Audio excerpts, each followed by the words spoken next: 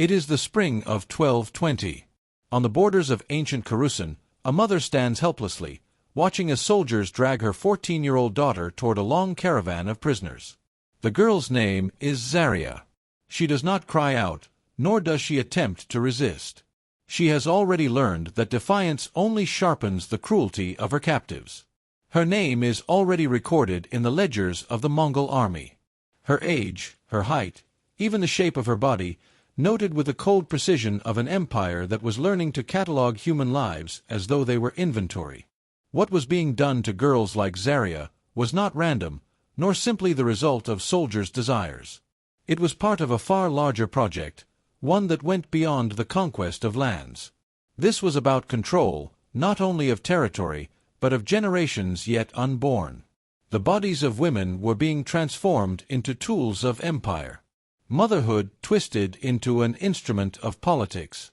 You will not read about these details in the grand chronicles written to celebrate the Mongols' victories.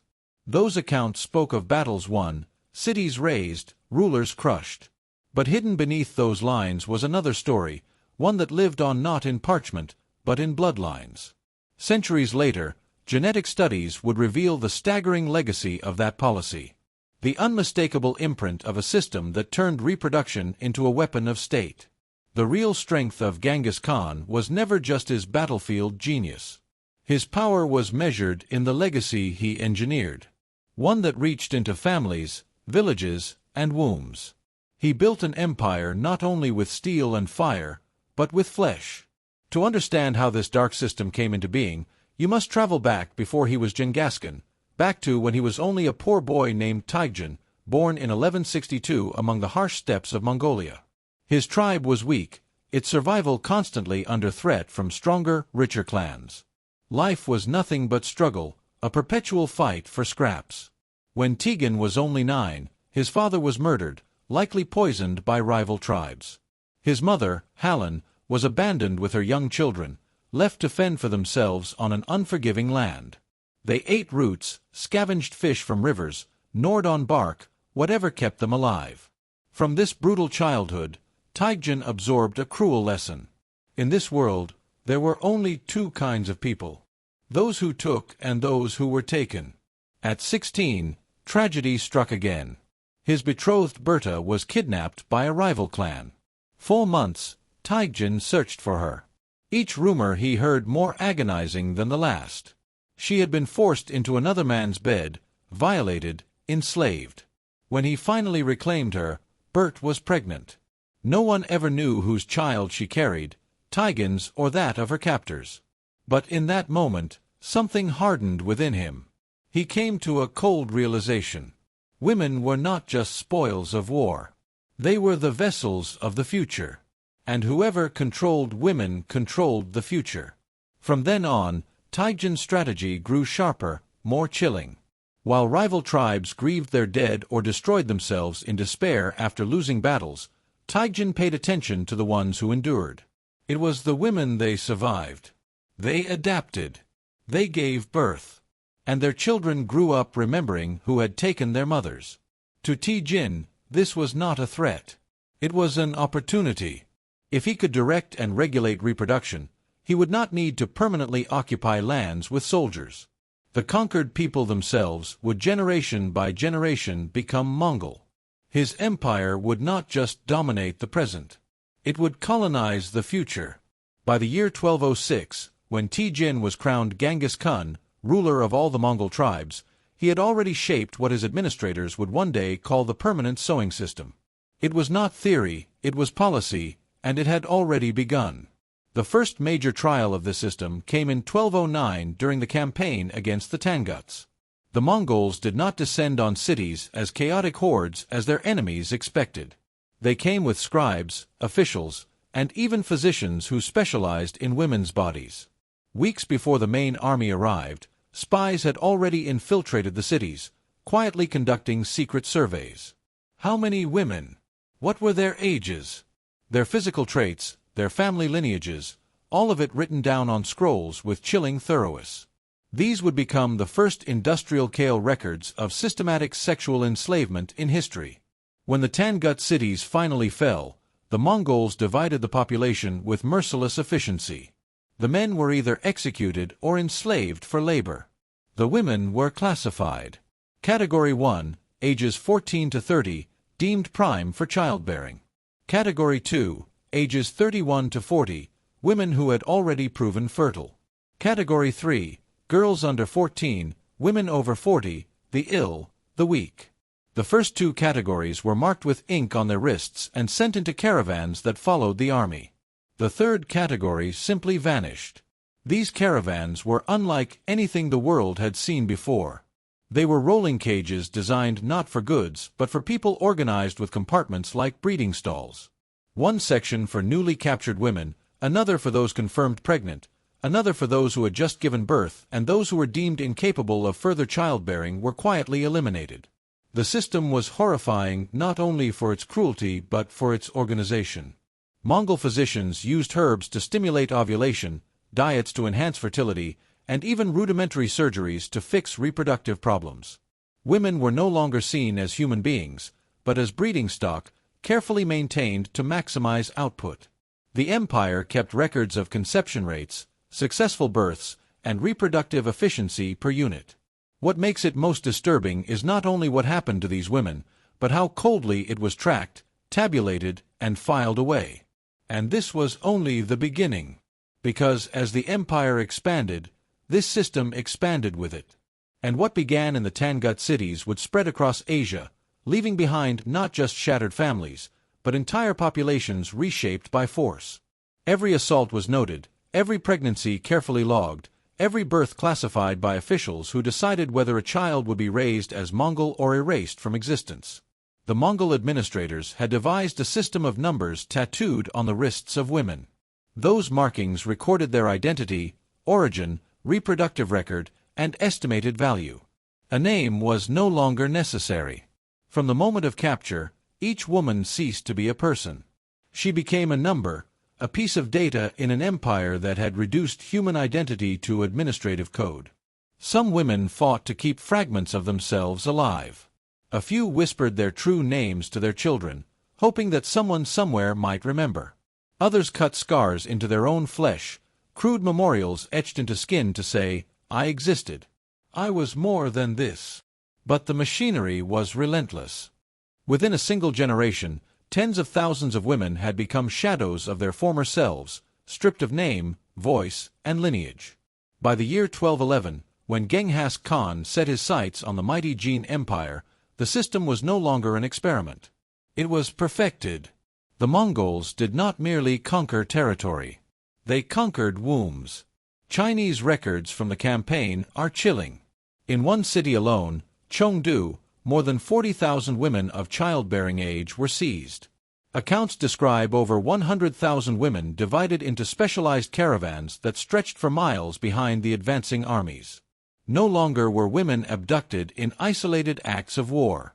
Each caravan was designed like a factory of flesh. The divisions were clear. Capture, selection, acclimatization, a cruel euphemism for the routine assaults that broke resistance, followed by pregnancy, childbirth, and eventual reassignment. Every birth led to another judgment. Infants who bore enough Mongol traits were separated from their mothers and raised by Mongol families. Those who did not pass the inspection were simply removed. Their existence ended before it began. The Mongols had written protocols for every form of defiance. A woman who refused to eat was force-fed until she surrendered the idea that her body was her own. If one attempted to miscarry, she was placed under constant surveillance, sometimes even bound during her final months. Those who scarred or mutilated themselves to prevent pregnancy were kept alive long enough to be displayed, living warnings to the others. Mothers who dared to smother their newborns rather than see them raised by strangers endured public torture, transforming an act of compassion into a performance of terror. Through this, Genghis Khan achieved something far more sinister than ordinary conquest. He was not satisfied with cities that could one day rise again in rebellion. He sought to seize the very bloodlines of conquered peoples. Rape was elevated to state policy and motherhood was twisted into a tool of empire. Each pregnant woman in the caravans was no longer just a captive. She was a seed of conquest planted for generations to come.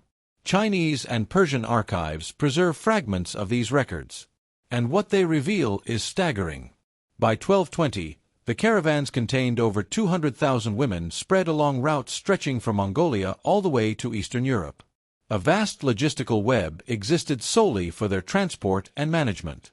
There were supply stations where women were inspected like livestock, field hospitals dedicated to forced births, and sorting centers where the fate of each child was determined. This was not chaos. This was design. The true horror lay not only in the violence itself, but in the precision with which it was administered. Genghis Khan had bureaucratized cruelty. His scribes wrote down assaults with the same attention they gave to infantries of cattle. His physicians experimented on female bodies with the same dispassion as they devised strategies for siege warfare. His administrators calculated fertility rates with the same precision they used to count silver and gold taken from defeated cities. And yet, even inside this machinery, the women fought back in ways no scribe could fully capture. They created silent codes, a flick of a hand, a shift in posture to warn of planned escapes, hidden abortive practices, or secret poisons. Some nursed their babies with tainted milk so the infants would die quietly, leaving no trace. Others learned to vomit food discreetly, starving themselves slowly until they became too weak to carry a pregnancy to term. There were those who deliberately wounded themselves, infecting cuts, so that fevers would complicate reproduction. But the deepest resistance was not physical. It was emotional. Mothers invented rituals to remember the names of the children taken from them. Women whispered fragments of songs from their villages, carrying scraps of culture into the silence of the night. They could not stop their own suffering, but they tried to ensure that some trace of who they had been would outlast the caravans. Still, the system evolved. By 1219, when Genghis Khan turned against the Khwarezmian Empire, the machinery of reproduction reached its most refined form. The Mongols no longer relied on improvisation. They had perfected protocols for every type of resistance, every type of city, every type of culture. Their intelligence networks grew sophisticated, cataloging not only women but their families, their talents, even their emotional bonds. This information was weaponized, used to break captives more efficiently, to isolate them, to make them easier to process. The Khwarezmian cities faced not just soldiers and siege weapons, but an invisible system they had never imagined. An empire that could conquer not only bodies, but bloodlines. And the nightmare was far from over. Because what awaited the Khwarezmians was the most brutal expression of this system yet. A campaign where no resistance, no culture, no identity would be allowed to survive untouched. The Mongols did not march simply to loot. They came to harvest. In cities like Kara, Samarkand, and MV, women were separated from their families with ruthless precision. The invaders had learned something chilling. If mothers were kept with their children in the first weeks, they resisted less. But once 3 months had passed, tearing them apart broke their spirit forever. The system grew so refined that it even distinguished between social classes. Noble women were not spared. They received what was called special treatment, which meant being violated by high-ranking officers and confined to slightly more comfortable tents. It was not kindness. It was calculation. The Mongols observed that children born of noble women often possessed traits seen as finer, making them easier to weave into the aristocracy. Peasant women were processed in mass numbers, their value measured not in lineage, but in stamina. How well their bodies could endure repeated pregnancies under brutal conditions. Mongolian doctors advanced sinister methods to make those wombs more productive. They crafted herbal concoctions that could trigger multiple ovulations, increasing the chance of twins or even triplets. They identified pregnancies early, adjusting diets to minimize miscarriages and accelerate childbirth. Every technique served a single goal: to turn each captured body into an efficient reproductive unit, a factory of future subjects. By 1220, the machinery had grown beyond comprehension. Caravans of women stretched for days, moving like endless rivers of human misery behind the Mongol armies. These were not random prisoners. They were organized with military precision. Each caravan had specialized divisions: capture, sorting, acclimatization, early pregnancy, late pregnancy, delivery, postnatal care, reassignment, or disposal. Each division was run by officials, healers, guards, and scribes who ensured that no part of the cycle was left to chance. The caravans traveled with their own infrastructure, wagons outfitted as makeshift hospitals, prison tents for different stages of pregnancy, and even morgue wagons to dispose of women who died during processing. They were mobile cities of horror, trailing the armies like a shadow no one could escape. The brilliance of the system, if such evil can be called brilliant, was not only its efficiency, but its permanence. Genghis Khan had recognized the truth. Most conquerors ignored. Plunder ends. Kingdoms fall, but genetics endure. A raid might be temporary. A bloodline could last forever. Every child born from these caravans carried the genetic mark of conquest, and those children would one day have children of their own. Victory in this sense was eternal. Modern science has confirmed this chilling reality. Genetic studies reveal that around 16 million men alive today are direct descendants of Genghis Khan and his immediate male line. That equates to roughly 1 in every 200 men on Earth. In Mongolia, the percentage is even higher, about 8%. In parts of Central Asia, it lingers around 3%. And in Eastern Europe, though the Mongol presence was briefer, their genetic fingerprints remain. But the statistics tell only part of the story. This system did not end with Genghis Khan himself. His heirs carried it forward. His successor Urgodi Khan refined the methods during the European campaigns. Mongol Khan applied them when the Mongols struck the Abist Caliphate, and Kublai Khan, who would rule in China, continued the policies on an even broader scale. What began as a weapon of conquest had become imperial doctrine, a dynastic tradition passed from one generation to the next. By the time of Genghis Khan's death in 1227 during the campaign against the Tanguts, caravans of captive women stretched thousands of miles across Eurasia. His passing did not dismantle the system. Instead, his heirs treated it as a sacred inheritance. The women were divided among Mongol princes as hereditary property. Their children raised to carry on the expansion. The system had become so embedded in Mongol rule that it functioned like a manual for empire. Even in death, Genghis Khan's shadow consumed women's lives. His funeral rites were said to include the slaughter of 40 maidens buried alive with his body. Yet this public sacrifice was only the surface. The Truirere offering was far larger. Thousands of caravan women executed to prevent escape during the fragile transition of power. Their corpses filled mass graves buried with the same cold bureaucracy that had defined their lives. Archaeologists have begun to uncover these graves. The evidence matches the records. Burial pits filled with young women lie apart from the warrior tombs. Their bones bear scars of starvation, untreated fractures, and the physical toll of forced marches. Among them lie the remains of infants and small children tossed aside without the rituals normally given to Mongol dead. One excavation near ancient Kara unearthed the haunting scene. The skeletons of an adult woman and a teenage girl buried side by side. DNA tests proved they were mother and daughter. Isotope analysis revealed something even more tragic. The mother had been local to the region, but the daughter had traveled vast distances before her death. Proof of the endless forced relocations that defined the caravans, disgrave, silent for centuries, speaks louder than any chronicle. It carries us back to the beginning of the story, to that mother who watched her young daughter marched into captivity. Across the centuries, the pattern repeats. Mothers and daughters torn from their homes, stripped of names, reduced to numbers in a ledger of empire. And it reminds us of the darkest truth. The power of Genghis Khan did not end with his armies. It lived on in the bodies of women, in the children born of violence, in the bloodlines scattered across continents. His empire was not only written in stone, steel, and fire, but inscribed in flesh.